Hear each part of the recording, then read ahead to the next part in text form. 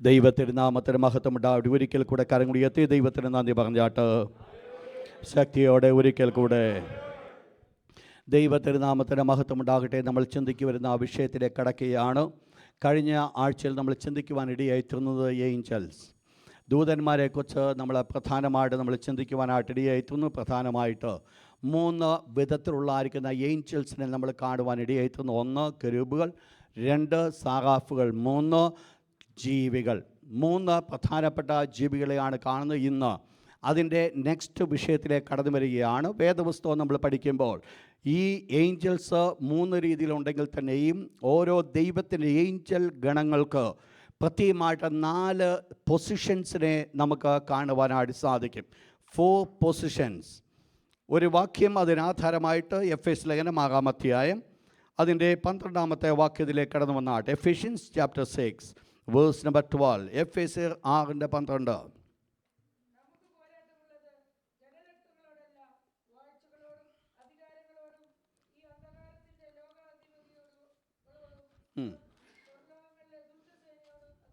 Praise God.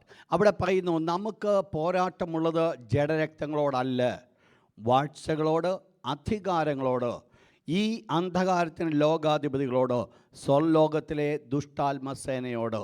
Angeles, ദൈവത്തിൻ്റെ ദൂതന്മാരിലോ 4 പ്രധാനപ്പെട്ട grades ആണ് നമ്മളിവിടെ കാണുന്നത്. നമ്മൾ ഇന്ന് രാത്രി ആ വിഷയങ്ങളിലേക്കാരി കിടക്കും. 4 ഡിഫറെൻറ്റ് ഗ്രേഡ്സിലുള്ള ഏഞ്ചൽസിനെ നമുക്ക് കാണുവാൻ സാധിക്കും. നമ്മൾ ഒന്ന് മനസ്സിലാക്കണം, ഒരു രാജ്യം ഒരു സിസ്റ്റമാറ്റിക് രാജ്യമാകണമെങ്കിൽ ആ രാജ്യത്തിൻ്റെ ഭരണം, അതിൻ്റെ ലെവൽ സിസ്റ്റമാണ് എല്ലാ രാജ്യങ്ങളെയും നിലനിർത്തുവാനിടയായിത്തീരുന്നത്.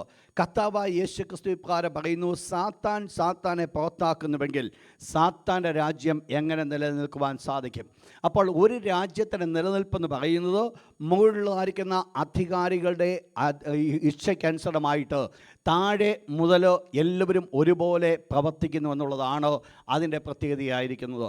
അപ്പോൾ ഇതാണ് ആ പ്രത്യേകതയെങ്കിൽ, അങ്ങനെയെങ്കിൽ സാത്താൻ്റെ രാജ്യത്തിലും ദൈവത്തിൻ്റെ രാജ്യത്തിലും ഈ പ്രധാനമായിരിക്കുന്ന സ്ഥാനങ്ങളെ നമുക്ക് കാണുവാൻ സാധിക്കും. അവിടെ ഇപ്പോൾ ഒരു നെഗറ്റീവ് ആസ്പെക്റ്റിലാണ് ആ വാക്യം പറയുന്നത്, നമുക്ക് പോരാട്ടമുള്ളത് ജഡരക്തങ്ങളോടല്ല എന്ന് പറഞ്ഞാൽ, നമുക്ക് പോരാട്ടമുള്ള ദുഷ്ടനായിരിക്കുന്ന പിശാചിൻ്റെ രാജ്യത്തിൻ്റെ ഗ്രേഡ്സ്, ഏഞ്ചൽസിൻ്റെ ഗ്രേഡ്സിനെയാണ് നമ്മളിവിടെ കാണുവാൻ സാധിക്കുന്നത്.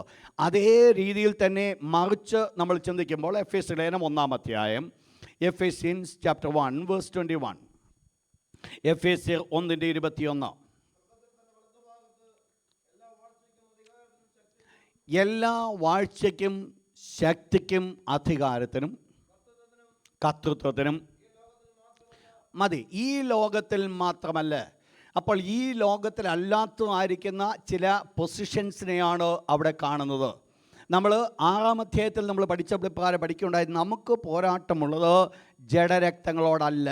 അങ്ങനെയെങ്കിൽ തുടർന്ന് പറയപ്പെടുന്നതായിരിക്കുന്ന ഈ 4 പൊസിഷൻസ് ജഡരക്തങ്ങൾ അല്ല എന്ന് കാണുവാൻ സാധിക്കും. അഥവാ ഈ ലോകത്തിലെ അധികാരികളെ അല്ല നമ്മളിവിടെ കാണുന്നത്, പിന്നെയോ അദൃശ്യമായിരിക്കുന്ന ലോകത്തിലെ അധികാരികളെ കാണുന്നു.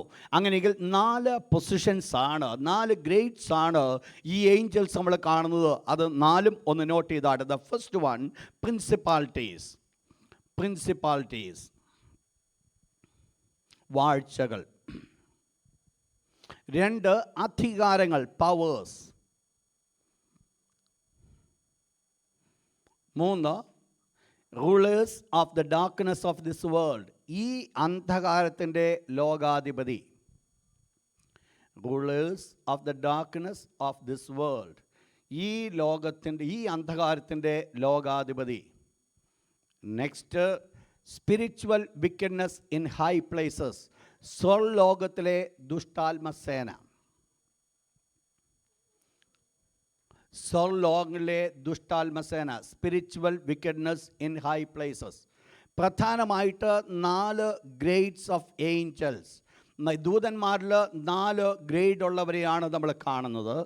ആ ഗ്രേഡിൽ തന്നെ നിൽക്കുമ്പോൾ ആദ്യമായിട്ട് ഞാൻ ഇവരുടെ 4 പേരുടെ പൊസിഷൻസ് പറയുന്നതിന് മുമ്പായിട്ട് വേദപുസ്തകം നമ്മൾ പഠിക്കുമ്പോൾ നമുക്ക് ലഭിച്ച ദൈവത്തിൻ്റെ വചനത്തിൽ പ്രധാനമായിട്ട് 3 ദൂതന്മാരെ കാണുവാൻ സാധിക്കും. 3 മെയിൻ ആർക്കേഞ്ചൽസ്. സബ് ഹെഡിങ് നമ്മൾ ഇതിനെക്കുറിച്ച് പിന്നീട് കടന്നു വരുന്നതായിരിക്കും. പ്രധാന ദൂതന്മാർ, ആർക്ക് ഏഞ്ചൽസ്, ARCHANGELES,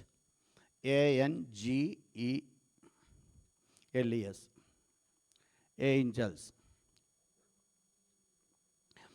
പ്രധാനമായിട്ട് 3 ആർക്കേഞ്ചൽസ്. ആർക്ക് എന്നുള്ള ഗ്രീക്ക് വേർഡിൻ്റെ മീനിങ് പ്രായിം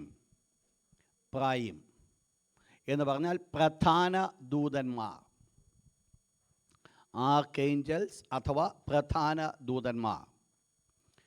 നമുക്ക് ലഭിച്ചിരിക്കുന്ന വേദപുസ്തകത്തിൽ പ്രധാന ദൂതൻ എന്ന് പറഞ്ഞ് ഒരാളെ മാത്രമേ കാണുവാൻ സാധിക്കുന്നുള്ളൂ എങ്കിലും മറ്റ് 2 ദൂതന്മാരുടെ പേരുകൾ രേഖപ്പെടുത്തുകയും ആ ദൂതന്മാർക്ക് കൊടുത്തിരിക്കുന്ന പൊസിഷൻസ് വെച്ചുകൊണ്ട് അവരും പ്രധാന ദൂതന്മാരെന്ന് നമ്മൾ കണക്കാക്കുന്നു. ശ്രദ്ധിക്കണം ഈ വേർഡ്.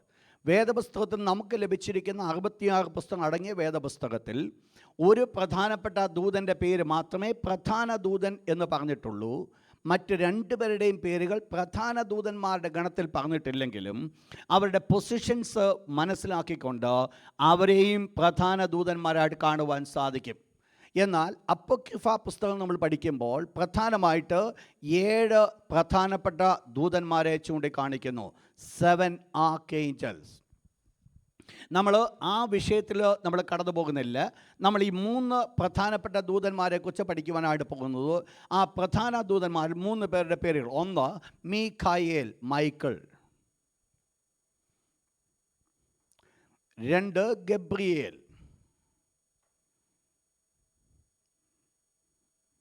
3 ലൂസിഫർ. 3 പ്രധാനപ്പെട്ട ദൂതന്മാർ. 1 മൈക്കിൾ, മീഖായേൽ. 2 ഗബ്രിയേൽ. 3 ലൂസിഫർ.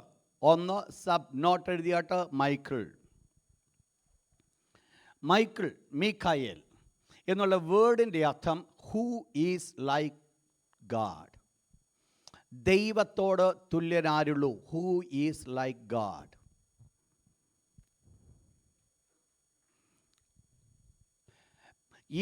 ഈ ദൂതനെയാണ് പ്രധാനമായിട്ട് പ്രധാന ദൂതൻ എന്ന് പറഞ്ഞ് നമ്മൾ കാണുന്നത്. വായിച്ചാട്ടൊരു വാക്യം, ഡാനിയൽ ചാപ്റ്റർ 10 വേഴ്സ് നമ്പർ 13. ദാനിയേൽ പ്രവചനം 10-ാം അധ്യായം 13-ാമത്തെ വാക്യം. ദാനിയേൽ 10:13.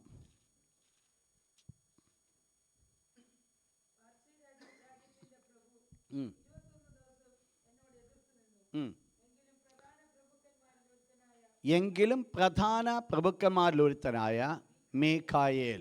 അപ്പോൾ ഇവിടെ മീഖായേലിനെ നമ്മൾ കാണുന്നത് പ്രധാന പ്രഭുക്കന്മാരിലൊരുവൻ. ഈ പ്രഭുവിൻ്റെ അല്ലെങ്കിൽ ഈ മീഖായേലിൻ്റെ പ്രധാനപ്പെട്ട ജോലി. ഡാനിയൽ ചാപ്റ്റർ 10 വേഴ്സ് 21, 21-ാമത്തെ വാക്യം.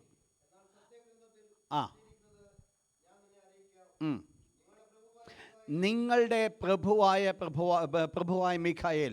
അപ്പോൾ മീഖായേലിന് വേറെ പേരുണ്ട്, ദ പ്രിൻസ് ഓഫ് ഇസ്രയേൽ. ഇസ്രയേലിൻ്റെ പ്രഭു.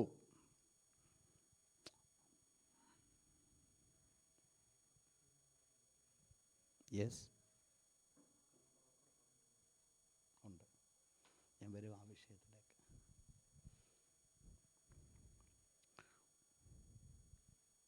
പന്ത്രണ്ടാം അധ്യായം 1-ാമത്തെ വാക്യം. Daniel chapter 12 verse 1.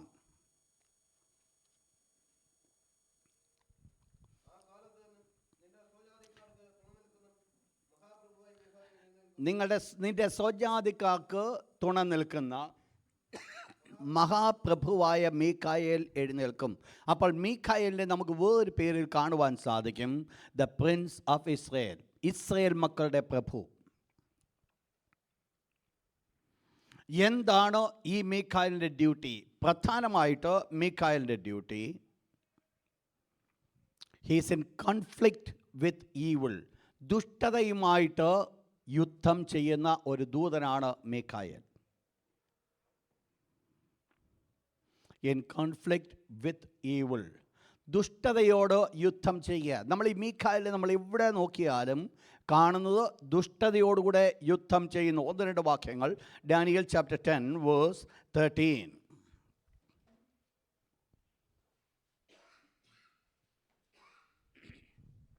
10:13 ഒന്ന് വായിച്ചാട്ടെ. പാസി രാജ്യത്തിൻ്റെ പ്രഭു 21 ദിവസം എന്നോട് എതിർത്ത് നിന്നു. എന്നാൽ പ്രധാന പ്രഭുക്കന്മാരിൽ ഒരുവനായ മീഖായേലിനെ സഹായിപ്പാൻ വന്നു. നെക്സ്റ്റ്, അവനെ ഞാൻ പാസി രാജാക്കന്മാരോടുകൂടെ വിട്ടേച്ച്. അപ്പോൾ നമ്മൾ ഒരു കാര്യം നമുക്ക് മനസ്സിലാക്കാം. ഇവിടെ പറയപ്പെടുന്ന പാസി പ്രഭു എന്ന് പറയുന്നതും ഇവിടെ പറയപ്പെടുന്ന മീഖായേലും നമ്മൾ കാണുന്നത് ഇതെല്ലാം ആരാണെന്ന് കാണുന്നു? ഇതെല്ലാം ഏഞ്ചൽസ്, ദൂതന്മാരാണ്. ഇവിടെ പറയപ്പെടുന്നൊരു വേർഡ് നമ്മൾ മനസ്സിലാക്കണം. ഈ മീഖായേലിനെ നമ്മൾ കണ്ടത് ആർക്ക് പ്രഭുവാണെന്ന് കണ്ടു? ഇസ്രയേലിൻ്റെ പ്രഭുവായിരിക്കുന്ന മീഖായേൽ. ഇവിടെ നമ്മൾ പാസി രാജ്യത്തിന് ആരുണ്ടെന്ന് കാണുന്നു? ഒരു പ്രഭു. അതിൽ കൂടെ നമുക്കൊന്ന് മനസ്സിലാക്കുവാൻ സാധിക്കും. താഴോട്ട് ഒരു വാക്യം കൊണ്ടൊന്ന് വായിച്ചോട്ട്. അതിൻ്റെ 21 വാക്യം ഒന്ന് വായിച്ചാട്ട്. വേഴ്സ് 21.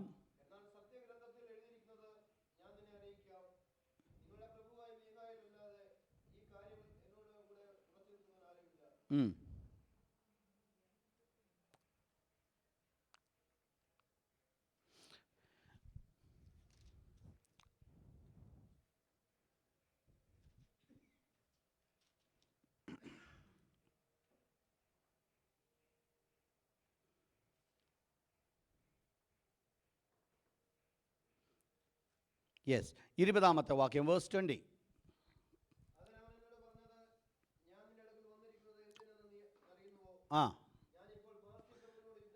ഞാനിപ്പോൾ പാസി പ്രഭുവിനോട് യുദ്ധം ചെയ്യുവാൻ മടങ്ങിപ്പോകുന്നു. ഞാൻ പുറപ്പെട്ട ശേഷമോ യവന പ്രഭു വരും.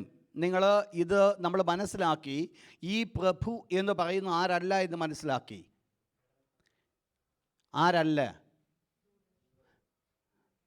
ആരല്ലെന്ന് മനസ്സിലാക്കി. ആരാണെന്ന് മനസ്സിലാക്കി? ദൂതന്മാർ. അപ്പോൾ ദൂതന്മാർ ഇവിടെ നമ്മൾ കാണുമ്പോൾ ഇവിടെ കാണുന്നത് പാസി രാജ്യത്തിന് ആരുണ്ട്? ഒരു പ്രഭുവുണ്ട്. യവന രാജ്യത്തിന് ആരുണ്ട്? ഒരു പ്രഭുവുണ്ട്. ഇസ്രയേലിന് ആരുണ്ട്? അപ്പോൾ ചുരുക്കത്തിൽ നമ്മൾ മനസ്സിലാക്കുവാൻ സാധിക്കുന്ന വലിയ സത്യമാണ്, ഓരോ രാജ്യങ്ങളെയും റെപ്രസെൻ്റ് ചെയ്യുന്ന ആരുണ്ട്? ഓരോ പ്രഭുക്കന്മാരുണ്ട്. അവരാരായിരിക്കും? അവർ ഏഞ്ചൽസ്. നമ്മൾ മനസ്സിലാക്കേണ്ട ഒരു വലിയ സത്യം ഇവിടെ ദൈവം പറയുന്നൊരു ഭാഗമാണ്. ദാനിയേലിനോട് പറയുകയാണ്, ഞാൻ ഇപ്പോൾ എങ്ങോട്ട് പോകുക? പാസി പ്രഭുവിനോട് യുദ്ധം ചെയ്യുവാനായിട്ട് പോകുകയാണ്. എന്നാൽ അതിനുശേഷം ആര് കടന്നു വരും? യവന പ്രഭു കടന്നു വരും. അപ്പോൾ ഒരു രാജ്യം മാറി അഥവാ ഒരു സാമ്രാജ്യം മാറി അടുത്ത സാമ്രാജ്യം ലോകത്തിൽ കടന്നു വരണമെങ്കിൽ ഈ ലോകത്തിലെ ഒരു രാജാവിൻ്റെ ശക്തി കൊണ്ടല്ല അത് സംഭവിക്കുന്നത്. പിന്നെന്തുകൊണ്ടാണ്? വാസ്തവത്തിൽ യുദ്ധം നടക്കുന്നത് എവിടെയാണ് നടക്കുന്നത്? ദ റിയൽ വാർ എവിടെയാണ് നടക്കുന്നത്? ആത്മീയ മണ്ഡലത്തിൽ. നിങ്ങൾ മനസ്സിലാക്കണം, ഇവിടെ ദൈവം പറയുന്നു, ഞാൻ ആരോട് എതിർത്ത് നിൽക്കാൻ പോവുക? പാസി പ്രഭുവിനോട് എതിർത്ത് നിൽക്കാൻ പോകുന്നു. എന്നിട്ട് ഞാൻ പോയ ശേഷം ആര് വരും? യവന പ്രഭു. നിങ്ങൾക്കറിയാം, പാസി സാമ്രാജ്യം ഭരിച്ച് അവരുടെ കാലം കഴിഞ്ഞപ്പോൾ നെക്സ്റ്റ് ഭരണത്തിലേക്ക് കടന്നു വന്നത് ആരാ? യവന സാമ്രാജ്യം. അപ്പോൾ യവന സാമ്രാജ്യം കടന്നു വരുന്നതിന് മുമ്പ് അഥവാ യവന സാമ്രാജ്യം ഈ രംഗത്തിലേക്ക് കടന്നു വരുന്ന മുമ്പ് ആത്മീയ ഗോളത്തിൽ എന്ത് നടക്കുന്നതായിട്ട് വന്നു? ഒരു യുദ്ധം നടക്കുന്നതായിട്ട് വന്നു. അത് ആരോട് യുദ്ധം ചെയ്തു? യവന പ്രഭു പാസി പ്രഭുവിനോടല്ല യുദ്ധം ചെയ്തത്. കാരണം ഇത് രണ്ടും ആര് തന്നെയാണ്? രണ്ടും ആര് തന്നെയാണ്? ദുഷ്ടാത്മശക്തി. അപ്പോൾ പിശാചിൻ്റെ രാജ്യം നിലനിൽക്കണമെങ്കിൽ പിശാചിനോട് യുദ്ധം ചെയ്യുവാനായിട്ട് സാധ്യമല്ല. പിന്നീട് ആരായിരിക്കണം യുദ്ധം ചെയ്യുന്നത്? പിന്നീട് ആരായിരിക്കും യുദ്ധം ചെയ്യുന്നത്? യെസ്, ദൈവം. അപ്പോൾ ദൈവമാണ് ഈ ലോകത്തിലെ ഓരോ സാമ്രാജ്യങ്ങളെ താഴ്ത്തുകയും ഈ ലോകത്തിലെ സാമ്രാജ്യങ്ങളെ ഉയർത്തുകയും ചെയ്യുന്നത് നമ്മൾ മനസ്സിലാക്കണം. അപ്പോൾ സ്പിരിച്വൽ വേൾഡിൽ ഒരു യുദ്ധം നടക്കുന്നുണ്ട്. ആ യുദ്ധത്തിൻ്റെ അടിസ്ഥാനത്തിലാണ് ഈ ലോകത്തിൻ്റെ ഭരണ നേതൃത്വം മാറ്റപ്പെടുന്നത്. അപ്പോൾ ദൈവം അലവ് ചെയ്തതുകൊണ്ടാണ് ആര് ഭരിക്കുവാനായിട്ട് കടന്നു വന്നത്? യവന പ്രഭു കടന്നു വന്നത്. യവന പ്രഭു കടന്നു വന്നത് കൊണ്ടാണ് ഫിസിക്കൽ വേൾഡിൽ പാർസി രാജ്യം പരിപൂർണമായിട്ട് തകരുവാൻ കാരണമായി തീർന്നത്. നമ്മളൊന്ന് മനസ്സിലാക്കണം, അദൃശ്യമായിരിക്കുന്ന ലോകത്തിൽ നടക്കുന്ന യുദ്ധമാണ് ഫിസിക്കൽ തലത്തിൽ നമ്മൾ കാണുന്ന വിജയമോ പരാജയമോ. നമ്മൾ പോലും അറിയാതെ ഒരു യുദ്ധം നടക്കുകയാണ്. ഇതിൻ്റെ പിന്നിലാണ് യുദ്ധം നടക്കുന്നത്. യുദ്ധം നടക്കുന്നത് രണ്ട് ശക്തികൾ തമ്മിലാണ്. ഒന്ന് ദൈവവും, രണ്ട് പിശാചും. അപ്പോൾ പിശാചിൻ്റെ ദൂതന്മാരും ദൈവത്തിൻ്റെ ദൂതന്മാരും തമ്മിൽ ആ യുദ്ധം നടക്കുമ്പോൾ അതിൻ്റെ ജയത്തിനനുസൃതമായിട്ടായിരിക്കും ആര് കടന്നു വരുന്നത്? ഭരണാധികാരികൾ നെക്സ്റ്റ് കടന്നു വരുന്നത്. എന്നാൽ ജയിക്കണമെങ്കിൽ നമുക്കറിയാം, ദൈവമാണോ സകലത്തെയും സൃഷ്ടിച്ചത് കൊണ്ട് ഏത് സമയത്തും ജയമാക്കുള്ളതാണ് ദൈവത്തിനുള്ളത്. എന്നാൽ ദൈവത്തിൻ്റെ മക്കൾ ഈ ഭൂമിയിൽ വച്ച് ദൈവത്തിൽ ആശ്രയിക്കുന്നതിനനുസൃതമായിട്ടായിരിക്കും ദൈവത്തിൻ്റെ കരങ്ങൾ അദൃശ്യ ലോകത്തിൽ പ്രവർത്തിച്ചു കൊണ്ടേയിരിക്കുന്നത്. ഇതാണ് പലപ്പോഴും നമ്മൾ ഇവിടെയാണ് നമ്മുടെ സ്പിരിച്വൽ ലൈഫിൽ വിജയമെടുക്കുന്നതാണ് നമ്മുടെ ഫിസിക്കൽ ലൈഫിലെ ജയമെന്ന് നമ്മൾ പറയുന്നത്. ഈ യാക്കോബിൻ്റെ ജീവിതത്തിൽ യാക്കോബ് ഫിസിക്കലി ജയമെടുത്തതാണ് എവിടെ വെച്ച്? യാബോക്കിൻ്റെ തീരത്ത് വെച്ച് ദൈവത്തിൻ്റെ ദൂതനോട് മല്ലുപിടിച്ച് ജയിച്ചതാണ് തൻ്റെ ആത്മീയ ജീവിതത്തിലെ വിജയമാണ് തൻ്റെ ഭൗതിക ജീവിതത്തിലെ വിജയമായി തീർന്നത്. നമ്മൾ മനസ്സിലാക്കണം, യുദ്ധം വാസ്തവത്തിൽ നടക്കുന്നത് അദൃശ്യമായ ലോകത്തിൽ. അദൃശ്യമായ ലോകത്തിൽ യുദ്ധം നടക്കുമ്പോൾ അവിടെ യുദ്ധത്തിന് എൻ്റെ യാതൊരു എഫേർട്ടും അവിടെ വേണ്ട. എൻ്റെ യാതൊന്നും കൊണ്ടും എനിക്ക് യുദ്ധം ചെയ്യുവാൻ സാധ്യമല്ല. പിന്നീട് ആരാ യുദ്ധം ചെയ്യുന്നത്? ദൈവമാണ് യുദ്ധം ചെയ്യേണ്ടത്. ദൈവത്തിൻ്റെ ദൂതന്മാരാണ് യുദ്ധം ചെയ്യേണ്ടത്. എന്നാൽ ഇവിടെ ഞാൻ ദൈവത്തിന് വേണ്ടി എത്രത്തോളം സമർപ്പിച്ചു കൊടുക്കുന്നുവോ അതിനനുസരിച്ചായിരിക്കും എന്ത് നടക്കുന്നത്? അവിടെ യുദ്ധത്തിൽ വിജയം നടക്കുന്നത്. നമ്മൾ മനസ്സിലാക്കേണ്ട ഒരു വലിയ വിഷയം, ഇവിടെ പാർസി രാജ്യത്തിൻ്റെ പ്രഭു, യവന രാജ്യത്തിൻ്റെ പ്രഭു. അതുകൊണ്ട് നമ്മൾ മനസ്സിലാക്കണം, എവിടെ എന്തായിരുന്നാലും ജീവിതത്തിൽ വിജയം എടുക്കണമെങ്കിൽ എവിടെ വിജയം. മീഖായേലിൻ്റെ പ്രധാനപ്പെട്ട ജോലി എന്ന് പറയുന്നത് ദുഷ്ടതയ്ക്കെതിരായിട്ട് യുദ്ധം ചെയ്യുക. മീഖായേൽ എന്ന് പറയുന്നത് ദൈവത്തിൻ്റെ ദൂതന്മാരിൽ ഒരു പ്രധാനപ്പെട്ട ദൂതനാണ്. അപ്പോൾ ദൈവത്തിൻ്റെ പ്രധാന ദൂതന്മാരിലൊരു ദൂതൻ. ഈ ദൂതനെ നമ്മൾ മെയിൻലി നമ്മൾ കാണുന്നത് ഏതെല്ലാം സമയത്ത് നമ്മൾ കാണുമോ അവിടെയെല്ലാം നമ്മൾ കാണുന്നത് യുദ്ധവുമായിട്ടുള്ള ബന്ധത്തിൽ. ഞാനത് വേറെ രീതിയിൽ വ്യാഖ്യാനിച്ചാൽ അനീതിയോട് പോരാടുന്നതിലാണ് ഈ ദൂതനെ നമ്മൾ കാണുന്ന മുഴുവൻ. അപ്പോൾ ഈ ദൂതൻ്റെ പ്രധാനപ്പെട്ട ജോലി ഏതാണെന്നറിയാമോ? അനീതിയോട് പോരാടുക. ഈ ദൂതന് പിന്നീട് അവസാന സമയത്ത് ഒരു വലിയ ജോലിയുണ്ടെന്ന് നമുക്കറിയാം. വായിച്ചാട്ട ഒരു വാക്യം, യൂദായുടെ പുസ്തകം 9-ാമത്തെ വാക്യം.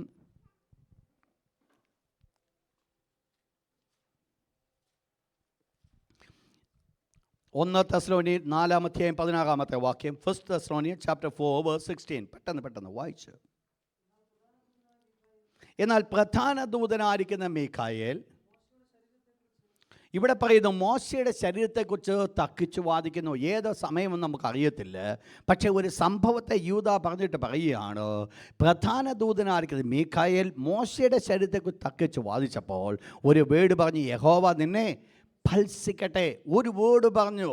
ദുഷ്ടതയുമായിട്ട് അവൻ യുദ്ധത്തിൽ നിൽക്കുന്നു. ഒരു വാക്യം കൂടെ, 1 Thessalonians 4-ാമത്തെ വാക്യം. 1 Thessalonians 4-ാമത്തെ വാക്യം. കർത്താവ് താൻ ഗംഭീരനാദത്തോടും പ്രധാന ദൂതൻ്റെ ശബ്ദത്തോടും. അപ്പോൾ ഈ കർത്താവ് മധ്യാകാശത്ത് കടന്നു വരുമ്പോൾ അവിടെ കടന്നു വരുന്ന ദൂതന്മാരിൽ ഒരുവനാണ് മീഖായേൽ എന്ന് കാണുന്നത്. വേദപുസ്തകം പറയുന്നു, അവൻ ശക്തിയുള്ള ദൂതന്മാരുമായി അവൻ എഴുന്നള്ളി വരുമ്പോൾ, അപ്പോൾ അവിടെ നമ്മൾ കാണുന്നത് പ്രധാന ദൂതനായിരിക്കുന്ന മീഖായേൽ കർത്താവിനോടുകൂടെ മധ്യാകാശത്ത് കടന്നു വരുന്നു. എന്തിനാ കടന്നു വരുന്നത്? അവിടെയുമുണ്ട് ഒരു യുദ്ധം. ഏതുമായിട്ട്? തിന്മയും നന്മയുമായിട്ട്. ദൈവമക്കൾ അവിടെയാണ് എടുക്കപ്പെടുന്നത്. മീഖായേലിനെ നമ്മൾ വീണ്ടും കാണുന്നത് റെവലേഷൻ ചാപ്റ്റർ 12, വെളിപ്പാട് പുസ്തകം 12-ാം അധ്യായം 7 മുതൽ 9 വരെയുള്ള വാക്യം. മീഖായേലും അവൻ്റെ ദൂതന്മാരും മഹാസർപ്പത്തോട് പടവെട്ടി. ഞാൻ ഈ വിഷയം തുടർന്ന് ഞാൻ എടുക്കുന്നതായിരിക്കും. അപ്പോൾ ഇവിടെ നമ്മൾ കാണുന്നത് മീഖായേലിനെ എപ്പോഴും നമ്മൾ കാണുന്നത് ഏതുമായിട്ടുള്ള ബന്ധത്തിലാണ്? യുദ്ധവുമായിട്ടുള്ള ബന്ധത്തിൽ. ഏതിനെതിരായിട്ട്? അധർമ്മത്തിന് എതിരായിട്ട്, അശുദ്ധിക്ക് എതിരായിട്ട്. എന്നാൽ ആർക്ക് സപ്പോർട്ടീവായിട്ട്? ദൈവത്തിൻ്റെ മക്കൾക്ക് സപ്പോർട്ടീവായിട്ട് യുദ്ധം ചെയ്യുന്ന ഒരു ദൂതനാണ് മീഖായേൽ. 2, ഗബ്രിയേൽ. ആരാണ് ഗബ്രിയേൽ? ഗബ്രിയേൽ എന്നുള്ള വാക്കിൻ്റെ അർത്ഥം hero of God. Hero of God, Gabriel. Hero of God. വായിച്ചാട്ടെ, ഡാനിയൽ ചാപ്റ്റർ 8 വേഴ്സ് 16 to 19. നോട്ടുകളൊന്ന് നോട്ട് ചെയ്തിട്ട് നിങ്ങൾ വായിച്ചാട്ട്. Chapter 9 verse 20 to 23. Luke chapter 1 verse 19 and 26. Daniel 8, 16 to 19. 9th chapter verse 20 to 23. Luke chapter 1 verse 19 and 26. എന്താണ് ഗബ്രിയേലിൻ്റെ ജോലി? Gabriel ഒരു പ്രധാന ദൂതൻ. ജോലി വായിച്ചോട്ടോ. Daniel chapter 8, 16 to 19. 16 മുതലുള്ള വാക്യം ഒന്ന് വായിച്ചാട്ട്. ഗബ്രിയേലെ സ്വർഗത്തിലെ ദൈവം ഇപ്രകാരം കൽപ്പിക്കുകയാണ്. ഗബ്രിയേലെ, ഇവന് ദർശനം ഗ്രഹിപ്പിച്ചു കൊടുക്കുക. അപ്പോൾ ഈ ഗബ്രിയേലിൻ്റെ പ്രധാനപ്പെട്ട ജോലി എന്ന് പറയുന്നത്, ഒന്നാമത്തെ ജോലി ഇൻ്റർപ്രറ്റ് ദ വിഷൻസ്. ദർശനം ഗ്രഹിപ്പിച്ചു കൊടുക്കുക. Interpret the visions.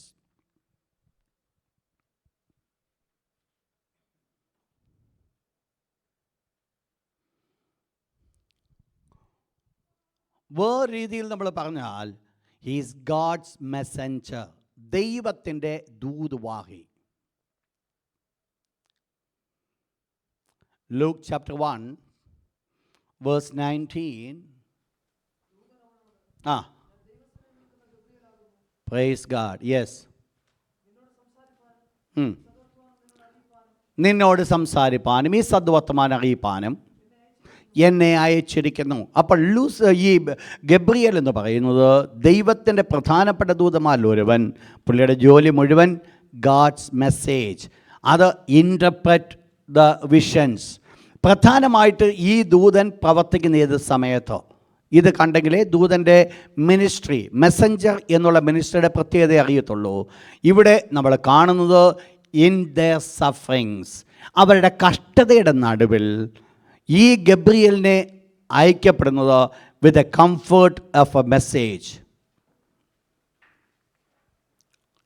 With a comfort message. ആശ്വാസത്തിൻ്റെ ദൂതുമായിട്ടാണ് ഈ ഗബ്രിയേലിനെ അയക്കപ്പെടുന്നത്.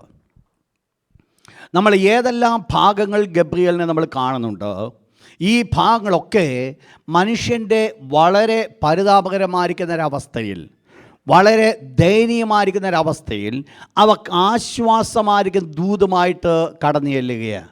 നമുക്കറിയാം, സക്കറിയാവ് പുരോഹിതൻ്റെ അടുക്കിലേക്ക് കടന്നു ചെന്നത് ഗബ്രിയേലാണ്. എന്തുവാ പറഞ്ഞത്? തൻ്റെ നിരാശയുടെ മധ്യത്തിൽ ഒരാശ്വാസ ദൂതുമായിട്ട് കടന്നു ചെല്ലുക. അപ്പോൾ പ്രധാനമായിട്ട് ഗബ്രിയേലിൻ്റെ ജോലി ദൂതുവാഹിയാണ്. ഈ ദൂതുവാഹിക്കുന്ന സമയമെന്ന് പറയുന്നത് നമ്മുടെ ബുദ്ധിമുട്ടിൻ്റെയും ട്രബിൾസ് അല്ലെങ്കിൽ ട്രിബുലേഷൻസ് അതിൻ്റെ ഒക്കെ നടുവിൽ ഒരാശ്വാസത്തിൻ്റെ മെസ്സേജുമായിട്ടാണ് ഈ ഗബ്രിയേലിൻ്റെ വരവ്. മൂന്നാമത്തെ ദൂതൻ ലൂസിഫർ. ലൂസിഫർ. ഈ ദൂതനെക്കുറിച്ച് നമ്മളൊരല്പം ഡീറ്റെയിൽ ആയിട്ട് നമ്മൾ പഠിക്കുവാൻ ആഗ്രഹിക്കുകയാണ്. യെശയ്യാ ചാപ്റ്റർ 14 വേഴ്സ് 12. യെശയ്യാ ചാപ്റ്റർ 14 വേഴ്സ് 12. അരുണോദയപുത്രനായ ശുക്ര. ഇവിടെ പറയുന്നു, ഇംഗ്ലീഷ് ബൈബിൾ നിങ്ങൾ വായിച്ചാൽ അവിടെ കാണുന്ന word O Lucifer the son of morning star. അവിടെ കൊടുത്തിരിക്കുന്ന ലൂസിഫർ. അതുകൊണ്ടാണ് ഈ ദൂതൻ്റെ പേര്, ഒറിജിനൽ നെയിം എന്ന് പറയുന്നത് ലൂസിഫർ എന്ന് പറയുന്നത്. എന്താ വാക്കിൻ്റെ അർത്ഥം? Spreading the light, spreading brightness, വെളിച്ചം പരത്തുന്നവൻ, അഥവാ ലൈറ്റ് ബ്രിങ്ങർ, വെളിച്ചം കൊണ്ടുവരുന്നവൻ.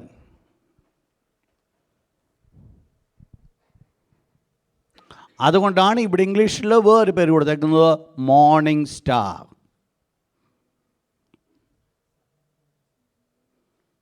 Sun of morning star. കർത്താവായ യേശു ക്രിസ്തുവിനും ഇതുപോലൊരു പേരുണ്ട്. ആ പേരേതാണെന്നറിയാമോ?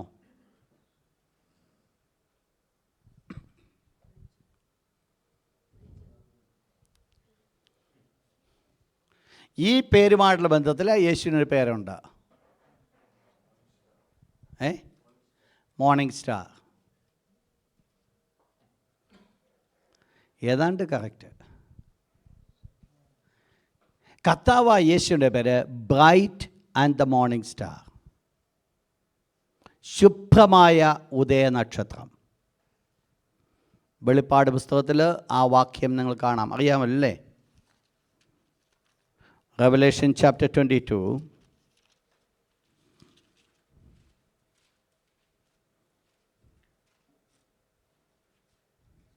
verse 16.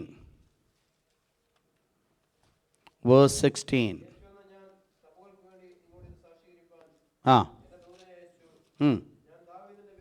ഞാൻ ദാവീദിൻ്റെ പേരും ശുഭ്രമായ ഉദയനക്ഷത്രം, the bright and the morning star. ഈ ലൂസിഫറിൻ്റെ പേര് the morning star, the son of morning star. ആരാണ് ഈ ലൂസിഫർ എന്നുള്ളത് നമ്മൾ ചിന്തിക്കുവാൻ പോകുകയാണ്. ഇത് ചിന്തിക്കണമെങ്കിൽ നമ്മൾ എഹെസ്കേൽ ചാപ്റ്റർ 28 നമ്മൾ തിരിച്ച് മറ്റേ പുസ്തകത്തിലേക്ക് കടന്നു വരുന്നതായിരിക്കും. എഹെസ്കേൽ ചാപ്റ്റർ 28 വേഴ്സ് 11 and 12.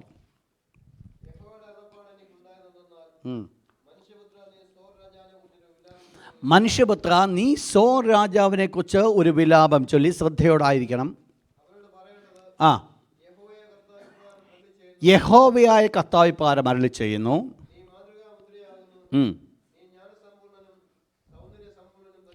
ആരാണ് ഈ സോർ രാജാവ്? പ്രധാനമായിട്ട് 28-ാം അധ്യായം നമ്മൾ പഠിക്കുമ്പോൾ 2 കൂട്ടം ആൾക്കാരെ നമ്മൾ കാണുന്നു. ഒന്ന് ചാപ്റ്റർ വേഴ്സ് 2.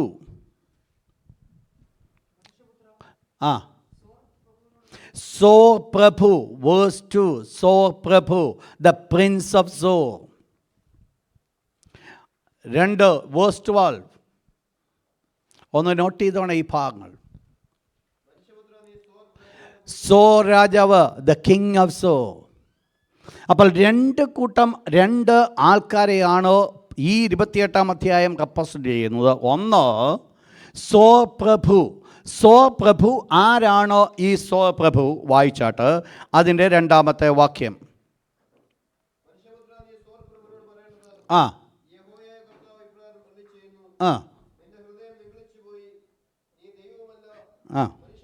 നീ ദൈവമല്ല, നീ ആര്? മനുഷ്യൻ മാത്രമായിരിക്കെ. അപ്പോൾ ഈ സോ പ്രഭു എന്ന് പറയുന്നത് ഈസ് പ്യുവർലി എ മാൻ. പക്ഷെങ്കിൽ താഴോട്ട്,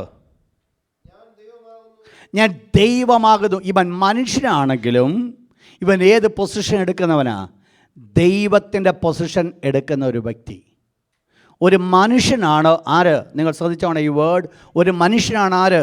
ഈ സോ പ്രഭു. നിങ്ങൾക്കറിയാം, മനുഷ്യനായിരിക്കുന്ന ഒരു മനുഷ്യൻ ദൈവത്തിൻ്റെ സ്ഥാനമെടുക്കുന്നത് ഒരൊറ്റൊരാളേ ഉള്ളൂ. അതാരാ?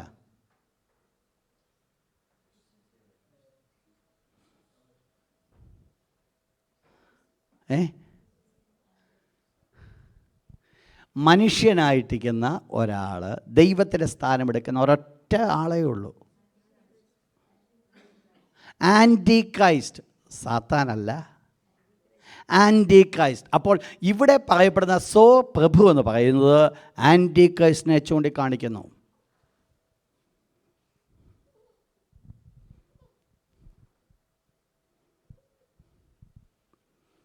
നമ്മൾ ആൻറ്റി ക്രൈസ്റ്റിനെ കുറിച്ച് പഠിക്കുമ്പോൾ നമുക്കത് മനസ്സിലാക്കാം.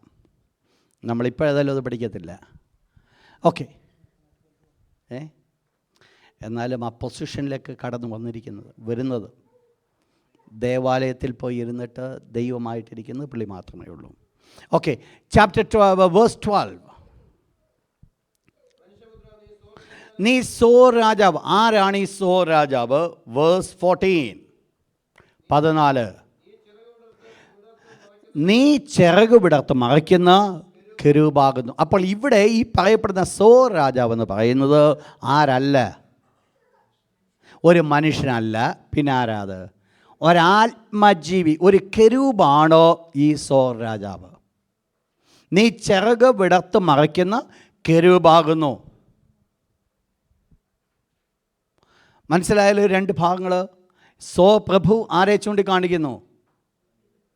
Anti Christ. സോ രാജാവ് ആരെ ചൂണ്ടിക്കാണിക്കുന്നു?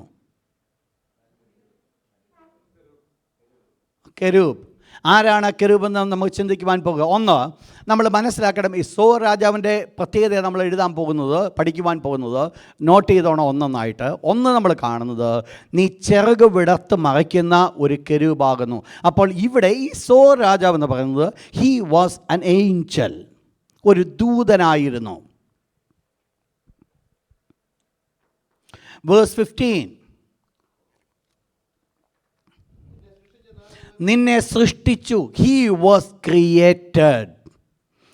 ദൈവത്തിൻ്റെ സൃഷ്ടിയാണ് ഈ സോ രാജാവ്. ദൈവത്തിൻ്റെ സൃഷ്ടി.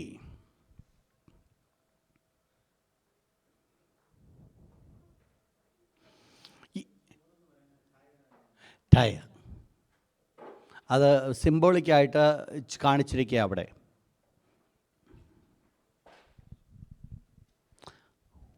ഓക്കെ, എന്താ ഈ സോറിൻ്റെ, ഈ രാജാവിൻ്റെ പ്രത്യേകത? വേഴ്സ് 12.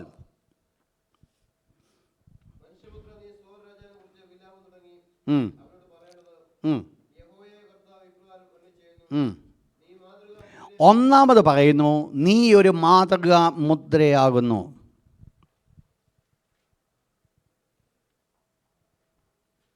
എ ഫിനിഷ്ഡ് പാറ്റേൺ, ഒരു മാതൃകാ മുദ്ര. മുദ്ര വെളിപ്പെടുത്തുന്നത് ഒരടയാളം, ഒരു സിമ്പൽ, അവകാശം, ഇതെല്ലാം മുദ്ര വെളിപ്പെടുത്തുന്നു. അപ്പോൾ ഈ പുള്ളി ഒരു മാതൃകാ മുദ്രയാകുന്നു. എന്താ ഈ പുള്ളിയുടെ പ്രത്യേകത? താഴോട്ട്. അപ്പോൾ രണ്ട് കാര്യങ്ങൾക്ക് പ്രത്യേകതയുണ്ട്. ഒന്ന്, ജ്ഞാനസമ്പൂർണൻ, ഫുൾ ഓഫ് വിസ്ഡം.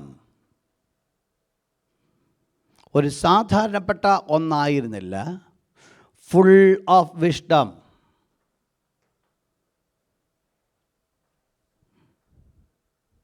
അത് മാത്രമല്ല, ആൻഡ് ഇൻ പെർഫെക്റ്റ് ബ്യൂട്ടി, സൗന്ദര്യത്തിൻ്റെ പൂർണ്ണത.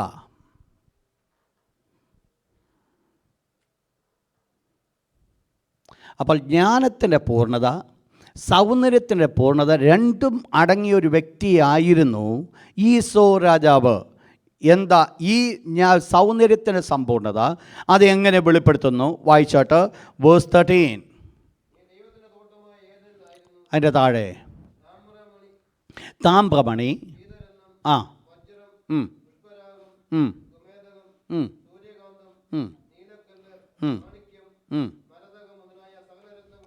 സകല രത്നങ്ങൾ കൊണ്ട് നിന്നെ മൂടിയിരുന്നു. അപ്പോൾ ഈ ദൂതൻ എന്ന് പറയുന്ന ആള് സൗന്ദര്യത്തിൻ്റെ പൂർണ്ണത പറയുവാൻ കാരണം സകല വിലപ്പെട്ട രത്നങ്ങളും കൊണ്ട് ഈ വ്യക്തിയെ മൂടിയിരുന്നു. ദാറ്റ് മീൻസ് ഈ കല്ലുകൾ തന്നെ എന്ത് വെളിപ്പെടുത്തുന്നതാ? സ്പ്രെഡിങ് ലൈറ്റ്, പ്രകാശം പരത്തുന്നത്. അപ്പോൾ വാസ്തവത്തിൽ ഒരു കൊച്ചു പ്രകാശഗോളമായിരുന്നു ഈ ദൂതൻ എന്ന് പറയുന്നത്. എന്നിട്ട് അതിൻ്റെ മുകളിൽ നമ്മളിപ്പോൾ വായിച്ച വാക്യം സ്റ്റാർട്ട് വിത്ത് 13. നീ ദൈവത്തിൻ്റെ തോട്ടമായ ഏദനിലായിരുന്നു. അപ്പോൾ ഈ വ്യക്തി എവിടെയായിരുന്നു? ഏദൻ തോട്ടത്തിൽ. He was at the garden of Aidan.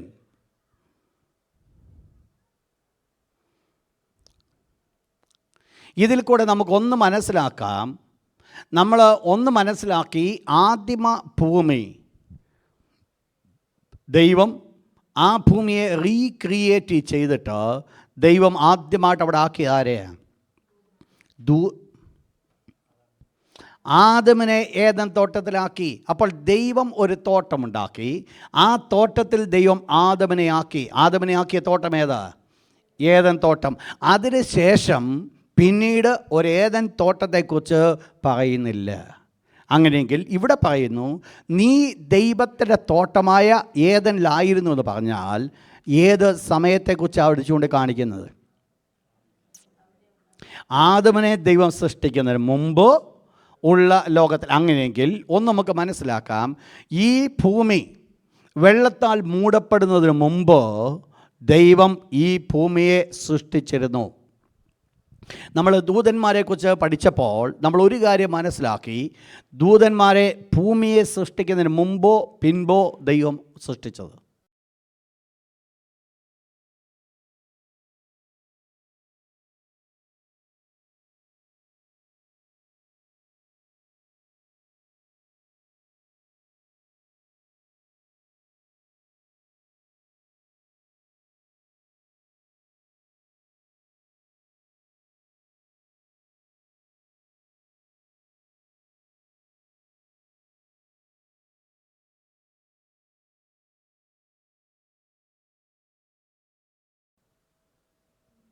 നമ്മളത് പഠിച്ചോ? മുൻപ് ഇയ്യോബിൻ്റെ പുസ്തകത്തിൽ നമ്മൾ കണ്ടത്, ദൈവത്തിൻ്റെ പുത്രന്മാരെല്ലാം ഭൂമിക്ക് അടിസ്ഥാനപ്പെട്ടപ്പോൾ ഉല്ലസിച്ചു. അപ്പോൾ ദൈവം ദൂതന്മാരെയാണ് ആദ്യം സൃഷ്ടിച്ചത്. അത് കഴിഞ്ഞിട്ടാണ് ഭൂമിയെ ദൈവം സൃഷ്ടിക്കുന്നത്. ഭൂമിയെ ദൈവം സൃഷ്ടിച്ച് ആ ഭൂമിയിൽ എന്തുണ്ടായിരുന്നു? ഒരു ഏദൻ തോട്ടമുണ്ടായിരുന്നു. അന്ന് ആ ഏദൻ തോട്ടത്തിലാണ് ആരെ ആക്കിയത്? ഈ ലൂസിഫറിനെ ആക്കിയത്. അപ്പോൾ ലൂസിഫർ എന്ന വ്യക്തി മനുഷ്യനെ ഏദൻ തോട്ടത്തിലാക്കുന്നതിന് മുൻപുള്ള ഏദനിൽ ദൈവം ആക്കിയ ഒരു ദൂതനാണ് ലൂസിഫർ.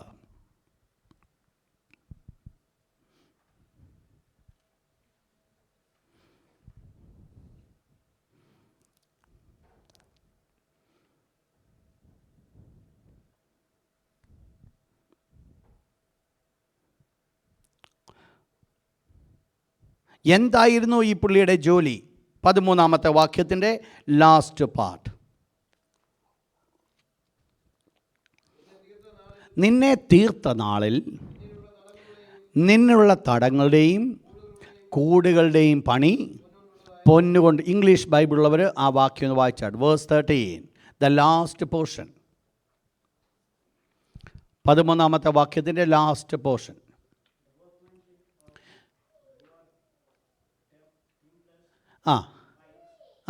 ടിംബ്രൽസ് and pipes. ഇത് ഏത് ലാംഗ്വേജാണ് അത് യൂസ് ചെയ്തേക്കുന്നത്? Musical instrument. അപ്പോൾ ഇവിടെ കൂടുകളുടെയും, അവിടെ പറയുന്ന രണ്ട് വേർഡ്, തടങ്ങളുടെയും കൂടുകളുടെയും പണി എന്ന് പറയുന്നത് വാസ്തവത്തിൽ എന്തായിരുന്നു? ഒരു മ്യൂസിക്കൽ ഇൻസ്ട്രുമെൻറ്റ്. അങ്ങനെയാണെങ്കിൽ നമുക്ക് ഈ പുള്ളിയുടെ ജോലി പെട്ടെന്ന് നമുക്ക് കണ്ടുപിടിക്കാം. എന്തായിരിക്കണം പുള്ളിയുടെ ജോലി? പുള്ളിയുടെ ജോലി വർഷിപ്പിംഗ്. ദൈവത്തെ സ്തുതിക്കുന്ന ദൂതന്മാരിൽ തലവനായിരുന്നു ഈ ലൂസിഫർ. വായിച്ചോട്ടെ താഴോട്ട്.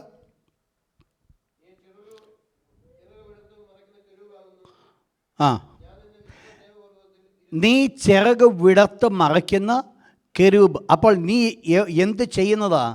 ചിറക് വിടർത്ത് എന്ത് ചെയ്യുന്നു? മറയ്ക്കുന്നു. കഴിഞ്ഞ ആഴ്ച നമ്മൾ ചിന്തിച്ചു, കെരൂബുകൾ രണ്ട് ചിറക് തമ്മിൽ എന്ത് ചെയ്തിരിക്കുക? തമ്മിൽ ഒരു കെരൂബിൻ്റെ ചിറകും മറ്റേ കെരൂബിൻ്റെ ചിറകും തമ്മിൽ ബന്ധിപ്പിച്ചും 2 ചിറക് കൊണ്ട് എന്ത് ചെയ്തു? മറച്ചു പിരിക്കുന്നു. ഏത് കെരൂബുകളെയാ അങ്ങനെ മറച്ചിരിക്കുന്നേ? ദൈവത്തിൻ്റെ സാന്നിധ്യത്തിന് മുൻപിലിരിക്കുന്നതോ? അങ്ങനെയാണെങ്കിൽ ഈ ലൂസിഫറിൻ്റെ പൊസിഷൻ എന്ന് പറയുന്നത് ജസ്റ്റ് ബിഫോർ ഗാഡ്, ദൈവത്തിൻ്റെ അതിവിശുദ്ധിയുടെ മുൻപിലായിരുന്നു ഈ ലൂസിഫറിൻ്റെ പൊസിഷൻസ്.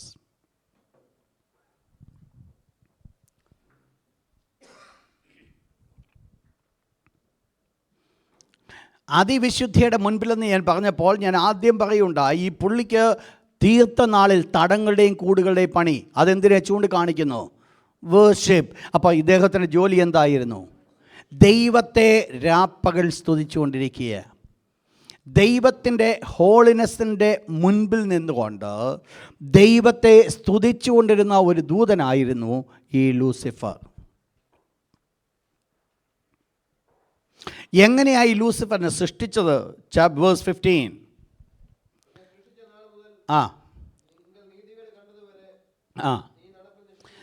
അപ്പോൾ നിന്നെ സൃഷ്ടിച്ച നാൾ മുതൽ നിങ്ങൾ നീതികേട് കണ്ടതുവരെ നീ നടപ്പിൽ നിഷ്കളങ്കൻ. അപ്പോൾ ദൈവം ഈ ലൂസിഫറിനെ സൃഷ്ടിച്ച എങ്ങനെയാ? നിഷ്കളങ്കതയോടുകൂടെ. ദൈവം ആദമിനെ സൃഷ്ടിച്ച എങ്ങനെയാ? ആര് പറഞ്ഞു?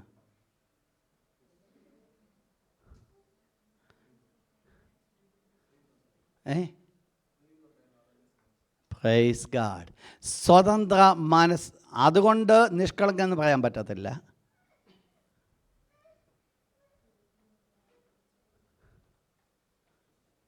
കളങ്കമില്ലാത്തവനായിരുന്നു. എന്തുകൊണ്ട് കളങ്കമില്ലാതെ ദൈവം സൃഷ്ടിച്ചെന്ന് പറയാൻ പറ്റും?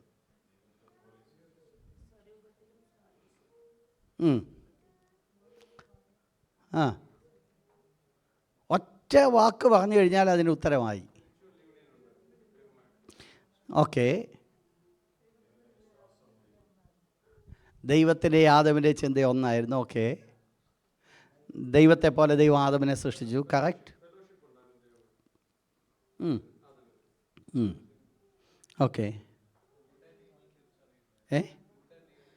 ഗുഡ്.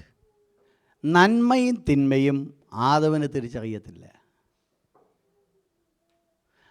അതാണ് ആദം നിഷ്കളങ്കൻ എന്ന് പറയുവാൻ കാരണം. നിഷ്കളങ്കർക്ക് എന്തും അറിയത്തില്ല. ഇപ്പോഴത്തേതല്ല, അന്നത്തേത്. ശിശുവിൻ്റെ സ്വഭാവം. അപ്പോൾ നിഷ്കളങ്കതയുടെ പ്രത്യേകതയാണ് നന്മയും തിന്മയും തിരിച്ചറിയുന്നില്ല. ഈ ദൂതനെ ദൈവം സൃഷ്ടിച്ചതും അതുപോലെ തന്നെയാണ്. പക്ഷെങ്കിൽ അവങ്കൽ നീതികേട് കണ്ടു. അപ്പോൾ ഈ ദൂതന് എന്തൊക്കെയോ സംഭവിച്ചു. വായിച്ചോട്ട് അതിൻ്റെ 16-ാമത്തെ വാക്യം.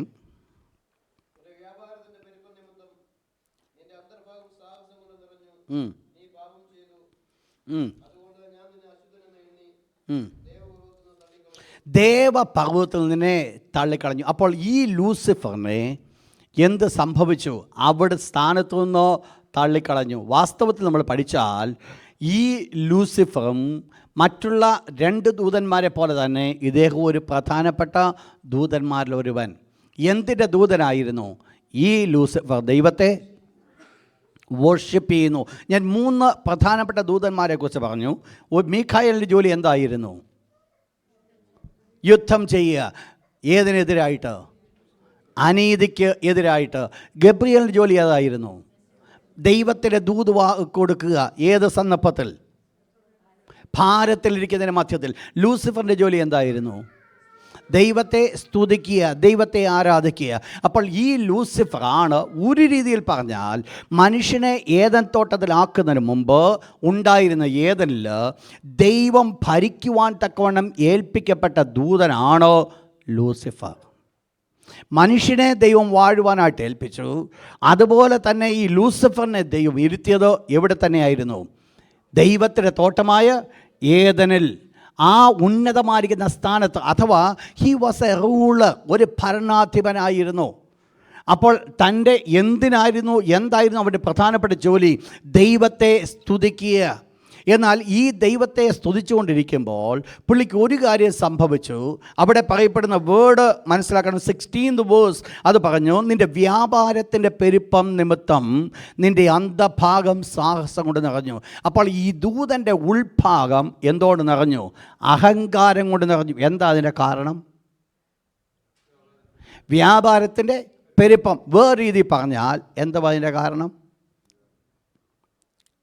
വ്യാപാരം ഒത്തിരി അങ്ങ് കൂടി എന്ന് വേറെ രീതിയിൽ നമ്മളതിനെ വ്യാഖ്യാനിച്ചാൽ എന്താ അതിൻ്റെ അർത്ഥം? സംതിങ് വാല്യുബിളായി മാറ്റപ്പെട്ടു ആ വ്യക്തി. അഥവാ ഈ ലൂസിഫർ ഒരു വിലപ്പെട്ടവനായി മാറ്റപ്പെട്ടു. എന്തിനാ വിലയുണ്ടായിരുന്നത്? അവന് ദൈവം കൊടുത്ത പൊസിഷൻ, ദൈവം ആക്കിയിരുന്ന സ്ഥാനം, ഈ സ്ഥാനത്തിരുന്നുകൊണ്ട് അവൻ ആ സ്ഥാനത്തിൻ്റെ വാല്യൂ ഉണ്ടായിരുന്നു. അവൻ്റെ വ്യാപാരത്തിന് ബഹുത്വ നിമിത്തം, എൻ്റെ വേർഡ് ഞാൻ പറഞ്ഞാൽ, he become A B C schedule. ഒരു വലിയ മറ്റുള്ളവർ മാനിക്കപ്പെടുന്ന ഒരു വ്യക്തിയായി, മറ്റുള്ളവർ പ്രശംസിക്കുവാൻ കാരണമായി തീർന്നു. ഇന്നും ദൈവദാസന്മാർക്ക് സംഭവിക്കുന്ന ഏറ്റവും വലിയൊരു വീഴ്ച അതാ. ദൈവം ഒരല്പം എടുത്തുപയോഗിക്കാൻ തുടങ്ങിക്കഴിയുമ്പോൾ മറ്റുള്ളവരായി, പാസ്റ്ററെ എത്ര ശക്തമായിട്ടാണ് ദൈവം എടുത്തുപയോഗിക്കുന്നത്. സ്വാഭാവികമായിട്ട് ഇവിടെയാണ് വീഴ്ച കടന്നു വരുന്നത്. വ്യാപാരത്തിൻ്റെ പെരുപ്പം നിമിത്തം തൻ്റെ ഒരു ബിസി ഷെഡ്യൂൾ, താൻ അത്രമാത്രം വാണ്ടഡ് വ്യക്തിയായി മാറ്റപ്പെട്ടു. ആ സൊസൈറ്റിയിൽ വളരെ വാല്യുബിളായി തീർന്നു. പക്ഷേ ഈ സന്ദർഭത്തിൽ അവൻ്റെ അന്തഭാഗം സാഹസം കൊണ്ട് നിറഞ്ഞു. അതുകൊണ്ട് എന്ത് സംഭവിച്ചു? എന്താ അതുകൊണ്ട് സംഭവിച്ചത്? എന്താ സാഹസം കൊണ്ട് നിറഞ്ഞത്? വായിച്ചോട്ടെ. യെശയ്യാവ് 14-ാം അധ്യായം വാക്യം വായിച്ചാട്ട്.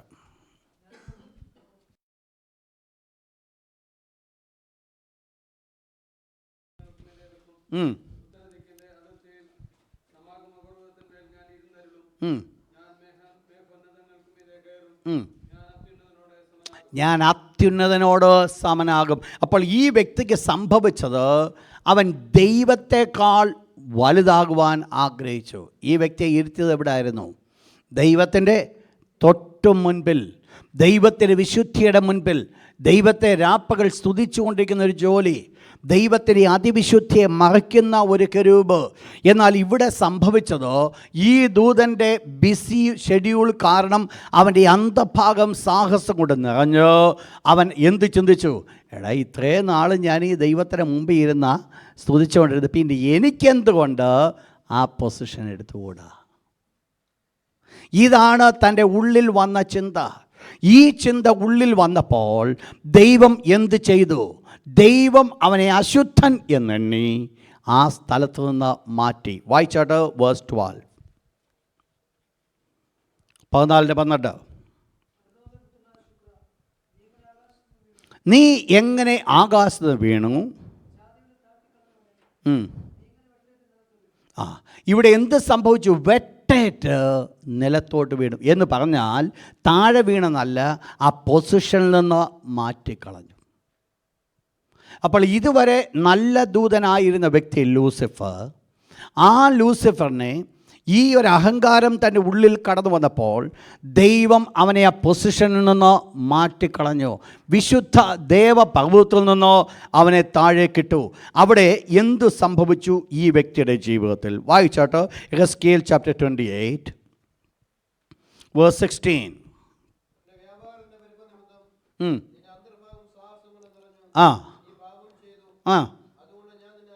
ഒന്നാമത് സംഭവിച്ചത്, അവൻ അശുദ്ധനായിത്തീർന്നു.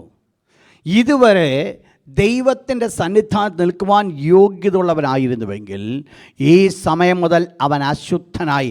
He became unholy. എന്നിട്ട് താഴോട്ട് വായിച്ചാട്ട്, ദൈവം എന്ത് ചെയ്തു? ദൈവത്തിൻ്റെ ആ പർവ്വതത്തിൽ നിന്ന് ഈ പുള്ളി അങ്ങ് തള്ളിക്കളഞ്ഞു. താഴോട്ട്,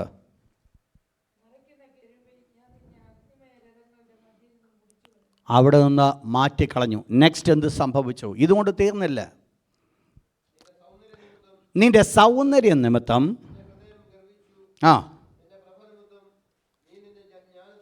രണ്ടാമത് സംഭവിച്ചത്, ജ്ഞാനത്തെ വഷളാക്കി. ഇതിന് മുമ്പ് വരെ നല്ല ജ്ഞാനമായിരുന്നു. എന്ന് പറഞ്ഞാൽ ദൈവം കൊടുത്ത പരിജ്ഞാനം ദ റൈറ്റ് വേയിൽ യൂസ് ചെയ്യുമായിരുന്നു. ഇപ്പോൾ മുഴുവൻ എന്തയുള്ളതെന്നറിയാം? ക്രൂക്കഡ്നെസ്. ആ സ്ട്രെയിറ്റ് ഫോർവേഡ്നെസ് മാറി ക്രൂക്കഡ്നെസ്സിലേക്ക് കടന്നു വന്നു. ജ്ഞാനത്തെ ദൈവം വഷളാക്കി.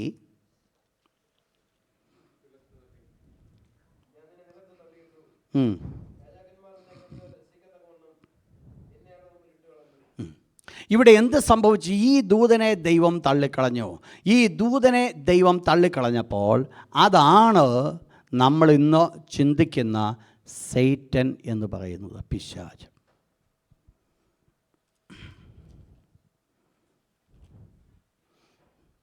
ഈ പിശാച് വീണപ്പോൾ പ്രധാനമായിട്ട് പിശാചിനോടുകൂടെ എന്ത് സംഭവിച്ചു? വായിച്ചോട്ട്, റെവലേഷൻ ചാപ്റ്റർ 12.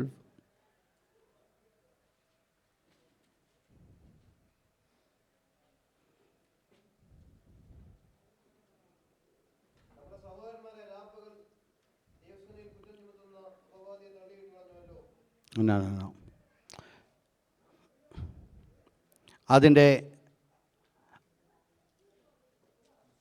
3-ാമത്തെ വാക്യം, 3-4 വാക്യം. സ്വർഗത്തിൽ മറ്റൊരടയാളം കാണായി, 7 തലയും 10 കൊമ്പും.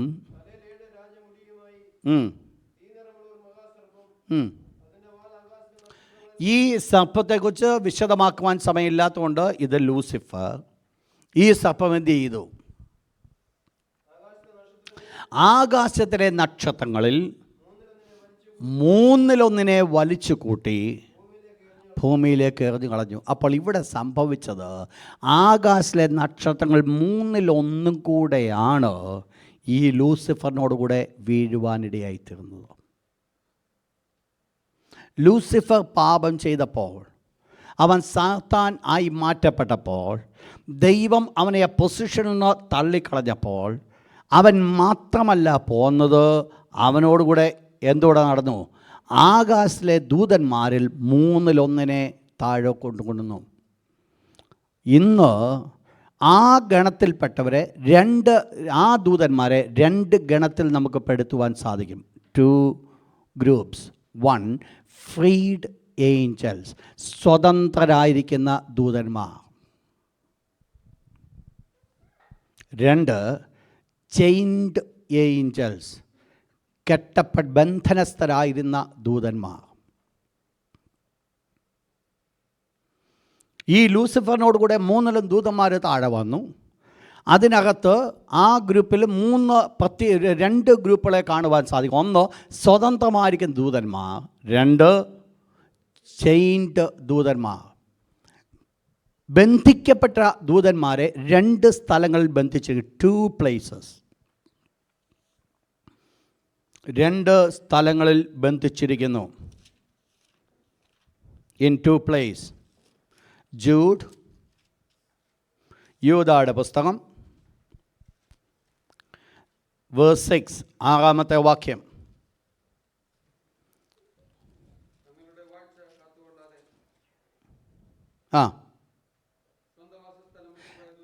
തങ്ങളുടെ വാഴ്ച കാത്തുകൊള്ളാതെ സ്വന്തം വാസസ്ഥലം വിട്ടുപോയ ദൂതന്മാരെ മഹാദിവസത്തിൻ്റെ വിധിക്കായി എന്നേക്കുമുള്ള ചങ്ങലയിട്ട് അന്ധകാരത്തിൻ കീഴിൽ, ടാട്രസ്, അന്ധകാരത്തിൻ്റെ കീഴിൽ സൂക്ഷിച്ചിരിക്കുന്നു.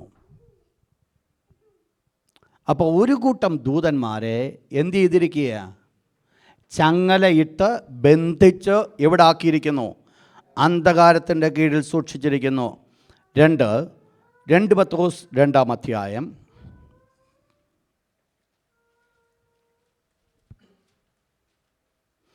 4-ാമത്തെ വാക്യം.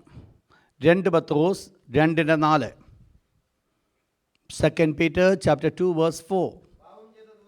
പാപം ചെയ്ത ദൂതന്മാരെ ദൈവം ആദരിക്കാതെ അന്ധതമസിൻ്റെ ചങ്ങലയിട്ട്, യെസ്, അവിടെ പറയുന്നു ബോട്ടംലെസ് പിറ്റ്.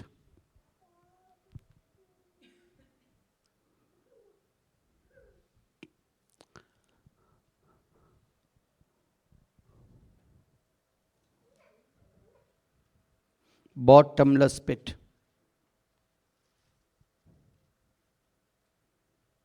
ഭൂമിക്കടിയിലുള്ള 4 സ്ഥലങ്ങൾ അറിയാമല്ലേ?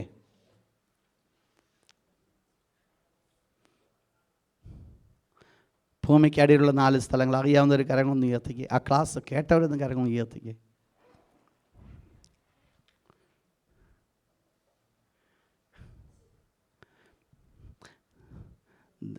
ഓക്കെ, ഭൂമിക്ക് അടിയിൽ 4 സ്ഥലങ്ങളുണ്ട്. അതിൽ പ്രധാനമായിട്ട് ദൈവം ചിലരെ ആക്കുവാനാണ് ആ സ്ഥലങ്ങൾ ഒരുക്കിയത്. നമുക്ക് ഓൾറെഡി 10 മണി കഴിഞ്ഞു. നമുക്ക് അടുത്ത ആഴ്ച നമുക്ക് ചിന്തിക്കാം. കൂടുതൽ ഞാനത് വിശദമാക്കുന്നില്ല. ബട്ട് എനിക്ക് തോന്നുന്നു നമ്മൾ ഇടയ്ക്ക് നമ്മൾ ചിന്തിച്ചതാണ്. പറയും പെട്ടെന്ന് നിങ്ങൾക്ക് മനസ്സിലാക്കാൻ പറ്റും. ഓക്കെ, പെട്ടെന്ന് നോട്ട് ചെയ്തു. 1 അബ്രഹാം പിതാവിൻ്റെ മടി പറുദീസ.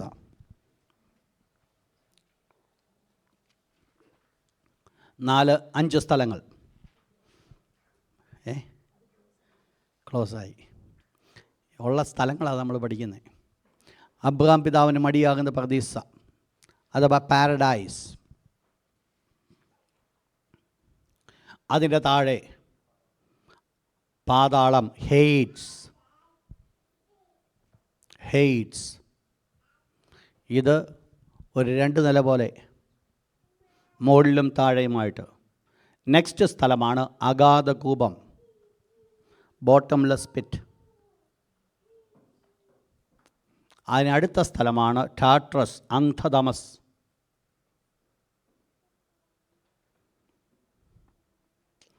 അതിനടുത്ത സ്ഥലമാണ് ലേക്ക് ഓഫ് ഫയർ, നരകം.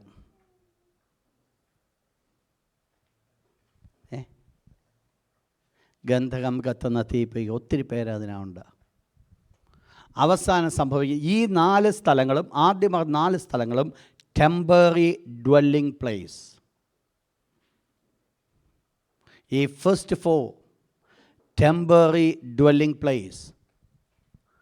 ഫൈനലാണ്, അന്ത്യ ന്യായവിധിയുടെ സമയത്താണ് ഇറ്റേണൽ ഫയർ അഥവാ ഗന്ധകം കത്തുന്ന തീപ്പൊയ്ക ഓപ്പൺ ചെയ്യും, അഥവാ നരകം.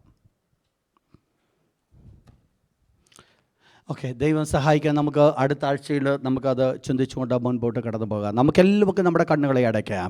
നമുക്ക് പ്രാർത്ഥിക്കാം.